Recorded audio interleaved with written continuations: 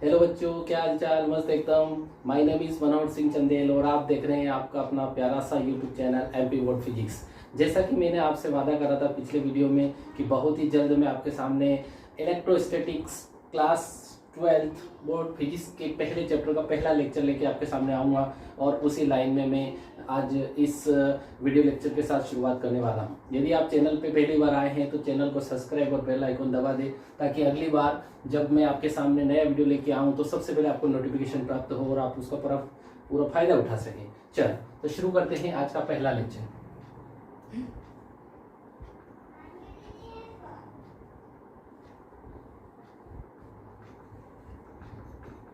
Chapter first जिसमें अपने को electric charges and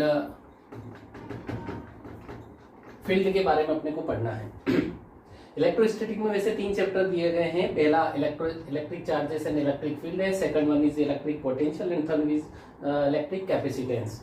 it means पहला अपने को विद्युत आवेश के बारे में पढ़ना है, दूसरा अपने को विभव के बारे में पढ़ना है और थर्ड जो है अपने को संधारित्र या कैपेसिटेंस के बारे में पढ़ना है। तो आज की शुरुआत अपन करते हैं इलेक्ट्रिक चार्ज।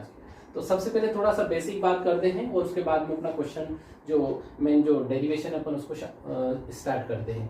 सबसे पहले बात करते हैं अपन इलेक्ट्रिक चार्ज की। What is electric charge? Electric charge is the basic property of the substance. It means अपन ये कह सकते हैं कि एक प्रकार का किसी भी बॉडी का इंटरनल प्रॉपर्टी होता है जो कि हर एक बॉडी के अंदर होता है और इसको हम एक प्रकार से एनर्जी के रूप में भी डिफाइन कर सकते हैं, right? And electric charges is defined in 2 types. First is positive one and second is negative one. Positive charge और नेगेटिव चार्ज को एक्सप्लेन करने के लिए अपन एक छोटा सा एग्जांपल देख सकते हैं कि जैसे मान लो अपने पास ये 2 बॉडी है। Suppose first one is A and second one is B. मान लो कि ये जो पहली बॉडी है इस बॉडी के ऊपर अपने पास इनिशियल में जो है 8 इलेक्ट्रॉन है। अब आपको यहाँ पे इंट्रोड्यूस करना पड़ेगा कि what is electron. Electron is the smallest particle of the body और इलेक्ट्रॉन को अपन किसी भी बॉडी को जो है फंडामेंटल चार्ज भी अपन बोल सकते हैं, जिसको जो है अपन इस तरह से डिफाइन करते हैं माइनस में 1.6 into 10⁻⁹ coulomb. Coulomb is the ऐसे यूनिट ऑफ चार्ज। ओके, अब अपन यहाँ पे देख रहे थे कि अपने पास 2 बॉडी है। एक बॉडी के ऊपर जो है 8 इलेक्ट्रॉन है और जो सेकंड वन है इसके ऊपर जो है 5 इलेक्ट्रॉन है। अब यहाँ पे क्या देख रहे हैं, अगर अपन इन दोनों बॉडी को आपस में कॉन्टेक्ट में लाते हैं तो अपन देखते हैं यहाँ पे इलेक्ट्रॉन की शेयरिंग होती है। किस तरह से होती है कि अपने को मालूम है कि जो फ्लो होता है किसी भी मटेरियल का, किसी भी सब्सटेंस का, इलेक्ट्रॉन चाहे वो लिक्विड हो कुछ भी, तो हमेशा हायर टू लोअर होता है।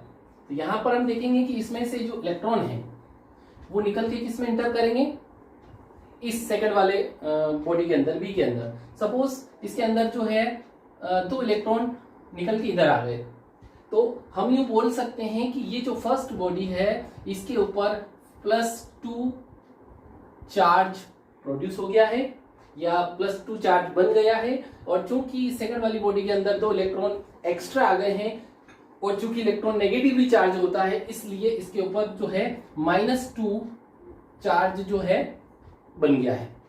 इस तरह से अपन चार्ज को डिफाइन कर सकते हैं पॉजिटिव और नेगेटिव के रूप में।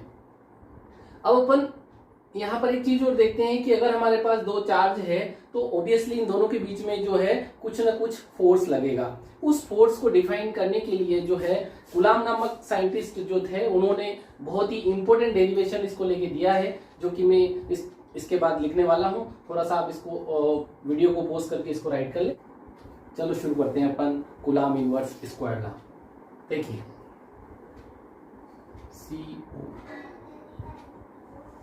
Coulomb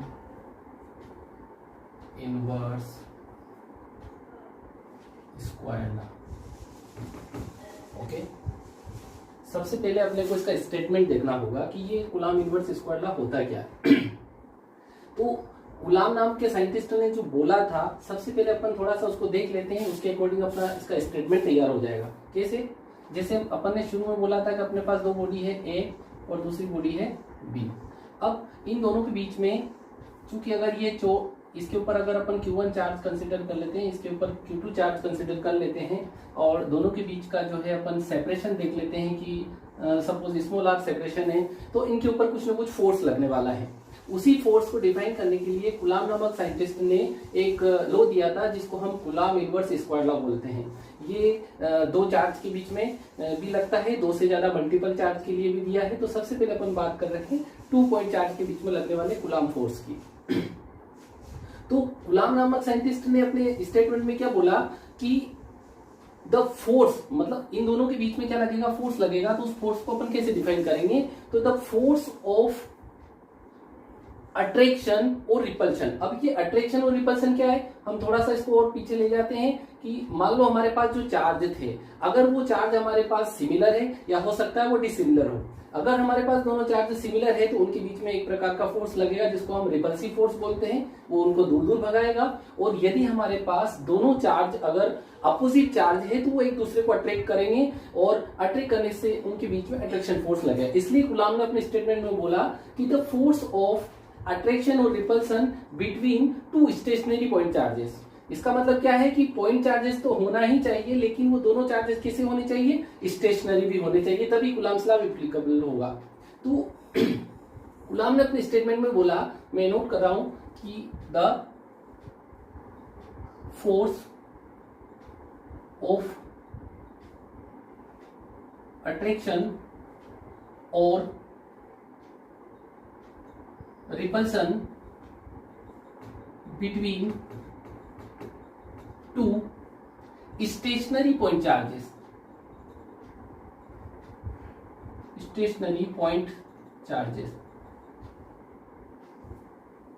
is directly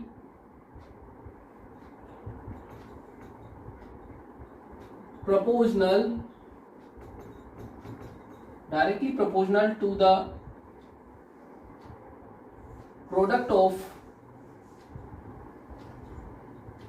their charges and inversely proportional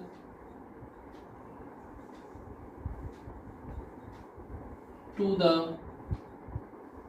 square of distance between them, inverted comma में। इसका मतलब क्या हुआ कि अगर अपन इसको फॉर्मूले के रूप में अगर राइट करना चाहेंगे तो ऐसा, ये हमारे पास 2 पॉइंट चार्ज हो गए, दोनों स्टेशनरी है ए और बी, इसके ऊपर Q1 चार्ज है, इसके ऊपर Q2 चार्ज है और दोनों के बीच का सेपरेशन जो है R है और उनके ऊपर लगने वाला अगर फोर्स अपन F कंसीडर कर लेते हैं, जो कि या तो अट्रैक्टिव हो सकता है या रिपल्सिव हो सकता है।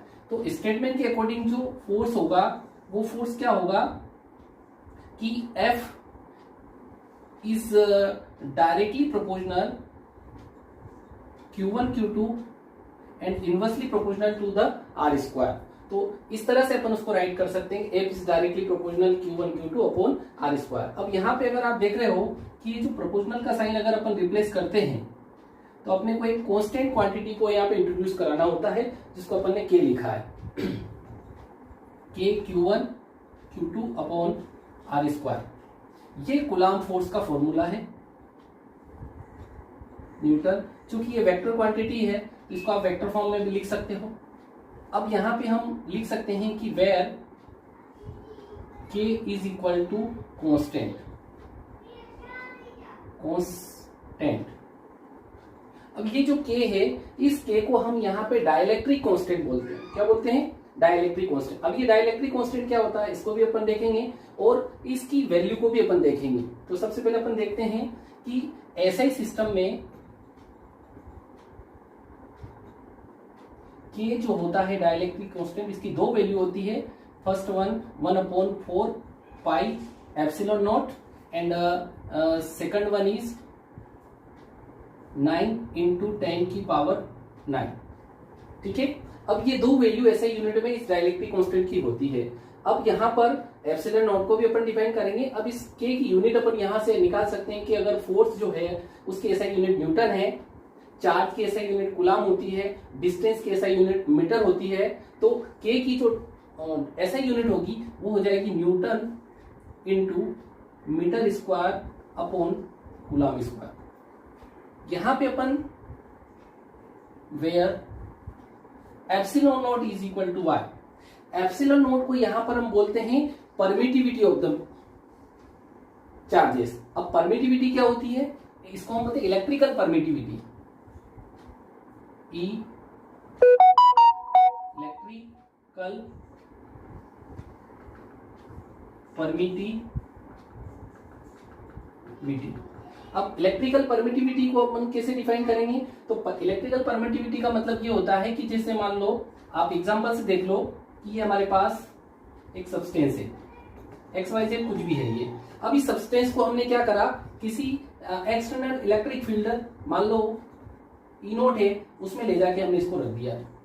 तो अब क्या होगा कि जब हम किसी भी सब्सटेंस को एक्सटर्नल इलेक्ट्रिक फील्ड में ले जाके रखते हैं तो वहां पर उस सब्सटेंस की कुछ ऐसी प्रॉपर्टी होती है जो वहां पे क्या करेगा, उसके नेट इलेक्ट्रिक फील्ड को डिक्रीज करने का काम करेगा। वो जो नेट इलेक्ट्रिक फील्ड जो डिक्रीज हो रहा है उसी को हम इलेक्ट्रिकल परमिटिविटी बोलते हैं। जैसे मान लो कि यहाँ पर E नोट है और ये जो अगर हम नेट इलेक्ट्रिक फील्ड को फाइंड करना चाहेंगे तो जो नेट इलेक्ट्रिक फील्ड होगा E is equal to E naught minus यहाँ पे जो एक अंदर अपोजिट इलेक्ट्रिक फील्ड बनेगा जो कि इसके नेट फील्ड को डिक्रीज करेगा, उसको हम बोलेंगे electric field due to polarization, E naught minus EP।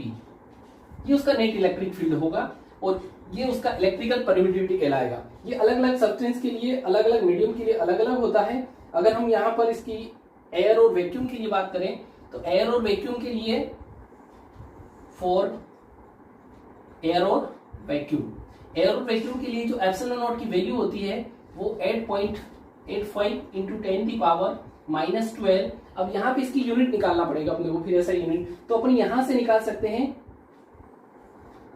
यहां से निकाल सकते हैं। आप देखो कि के की जो यूनिट है, इस एप्सिलॉन नॉट को अपन इधर पहुंचा देते हैं तो जो के की जो यूनिट है उस सबको आप रिवर्स कर दो। तो हमारे पास के की यूनिट थी newton into metre square upon coulomb square. Epsilon naught को यहाँ भेजेंगे, के यहाँ चला जाएगा तो इसकी हो जाएगी coulomb square upon newton into metre square. Okay, अब ये जो ऐसा ही सिस्टम में के की जो दो वैल्यू दी गई है, इन दोनों वैल्यू को अपन यहाँ पे के की जगह पुट करके इस के पूरे फॉर्म को अपन लिख सकते हैं। और यहाँ पे सीजीएस यूनिट में भी अपन डिफाइन कर सकते हैं कि जो सीजीएस यूनिट में जो डाइलेक्ट्रिक कांस्टेंट होता है के, इस डाइलेक्ट्रिक कांस्टेंट की जो वैल्यू होती है वो 1 होती है। तो कुल मिला के जो फोर्स होगा वो Q1 Q2 upon R square, और सीजीएस में फोर्स की यूनिट क्या होती है, डाइन होती है, तो अपन यहाँ डाइन कर देंगे। ऐसा ही में ये होगी। अब ये जो डाइलेक्ट्रिक मीडियम है के, इसको भी अपन डिफाइन कर सकते हैं। डाइलेक्ट्रिक मीडियम क्या होता है, डाइलेक्ट्रिक मीडियम एक प्रकार से परमिटिविटी ही होती है, और वो परमिटिविटी जो होती है उसको अपन यहां से थोड़ा सा मैं इधर लिख रहा हूं कि इस के को अपन एप्सिलॉन आर से भी इंडिकेट कर सकते हैं। और एप्सिलॉन आर क्या होता है कि ये एक प्रकार से दो अलग अलग मीडियम में लगने वाले फोर्स का रेशियो होता है। सपोज मान लो हमारे पास ये जो चार्जेस है इनको हमने एयर और वैक्यूम में रख रखा है, और फिर इसी चार्जेस को हमने किसी दूसरे मीडियम में उस मीडियम में ले जाकर रखा है, तो दोनों मीडियम में लगने वाले फोर्स का जो रेशियो होगा उस रेशियो को हम डाइलेक्ट्रिक कांस्टेंट के, या इसको हम रिलेटिव परमिटिविटी भी कहते हैं। इस तरह से कूलम ने अपने पूरे लॉ को कन्वर्ट कर डिफाइन करा, और इसकी हेल्प से हम दो चार्जेस के बीच में, मल्टीपल चार्जेस के बीच में फाइंड होने वाले लगने वाले फोर्स को फाइंड कर सकते हैं। Okay, thank you.